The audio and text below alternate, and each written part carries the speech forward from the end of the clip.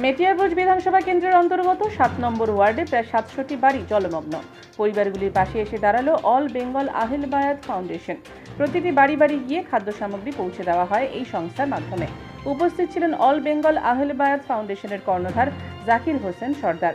এর পাশাপাশি উপস্থিত ছিলেন হাজী শেখ সলিম, হাসিরুল মোল্লা, নাসির খান, আনারুল মোল্লা, রফিকুল সর্দার, ফসিহুর রহমান, মেহতাব আলী। এই মুহূর্তে আমরা রয়েছি মেটিয়ারভোজ বিধানসভা কেন্দ্রের 7 নম্বর ওয়ার্ডে, যেখানে একেবারে ক্যামেরা পার্সনগুলো দেখাতে বলবো। এখানে সত্যপীর বাবার মাজারের পাশাপাশি পেছনে কিন্তু হুগলি নদী।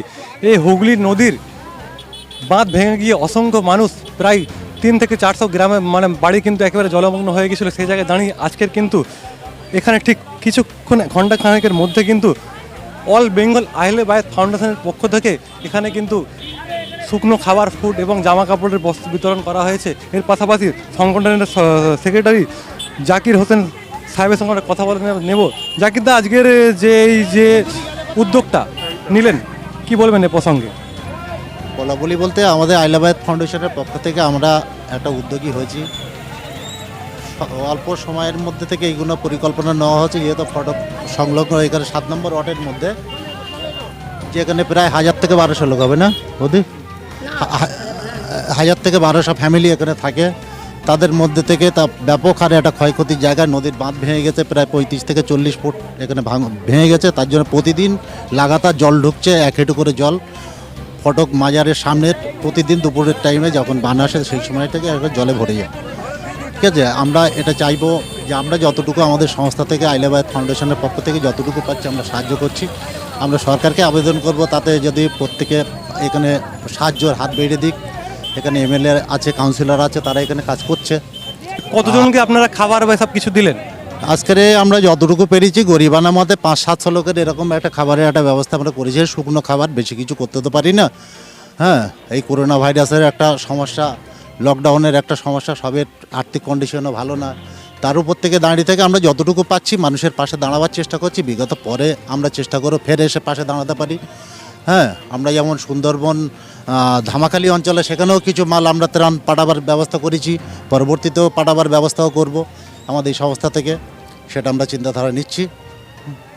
এর পাশাপাশি আপনারা দেখতে পাচ্ছেন অল বেঙ্গল আহলে বায়াত ফাউন্ডেশন। এই ফাউন্ডেশনের মাধ্যমে আপনারা আগামী দিনে কী চিন্তা ভাবনা নিয়েছেন?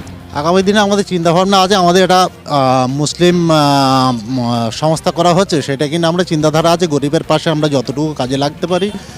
হ্যাঁ, এর পরবর্তীতে আমরা বিভিন্ন প্রোগ্রাম করেছি, আরও চেষ্টা করব যাতে মানুষের পাশে, গরিবদের পাশে থেকে দাঁড়িয়ে আমরা কাজ করতে পারি, সেটাকে আমরা চেষ্টা করব। হ্যাঁ, মানুষের সাহায্য সবে সাড়াও পাচ্ছি আমরা, যে আপনারা যেভাবে কাজ করছেন এইভাবে কাজ করে আমরা পাশে আছি, থাকবো। আপনার নাম? আমার নাম জাকির হোসেন সর্দার। একেবারেই কিন্তু আমরা দেখতে পেলাম অল বেঙ্গল আহলে বায়াত ফাউন্ডেশন একটা ট্রাস্টের মাধ্যমে কিন্তু আজকে প্রায় 6 থেকে 700 পরিবারকে কিন্তু শুকনো খাবার সরঞ্জাম পৌঁছে দেওয়া হয়েছে। এর পাশাপাশি রয়েছে 7 নম্বর ওয়ার্ডের তৃণমূল কর্মী সুন্দরী মণ্ডল। আজকের যেই ফাউন্ডেশনের পক্ষ থেকে যে ত্রাণ বিলি করা হলো, কি বলবেন এ প্রসঙ্গে? অল বেঙ্গল আহলে বায়াত পক্ষ থেকে ফাউন্ডেশন থেকে থেকে 700 লোককে এনারা শুকনো খাবার দিয়ে গেছে। আমরা চাইছি যেন এনারা আরও কিছু খাবার দিয়ে গেলে আরও গরিব মানুষরা ভালো হয়। কেন এদেরকে আমি ধন্যবাদ জানাচ্ছি। একেবারে কথা বললাম স্থানীয় তৃণমূল নেত্রীর পাশাপাশি রয়েছেন বিশিষ্ট সমাজসেবক নাসির হোসেন অ্যাডভোকেট, এবং তার সঙ্গে কথা বলেন। দা, আজকে যে আপনাদের এই প্রোগ্রাম, যে উদ্যোগটা কোত্থেকে চিন্তাভাবনা এলো? প্রথমত আমি ধন্যবাদ জানাই অল বেঙ্গল আহলে বায়াতের সদস্যবৃন্দকে। এই দুর্দিনে যে লকডাউনের সিচুয়েশন, এই কোভিড-19 সিচুয়েশনে এই জলমগ্ন এলাকার মানুষের পাশে দাঁড়াতে পারার জন্য আমি তাদেরকে ধন্যবাদ জানাচ্ছি, এবং আগামী দিনে আরও যাতে সুন্দরভাবে, সুষ্ঠুভাবে এই কাজ করতে পারি তার জন্য আমরা চেষ্টা করব।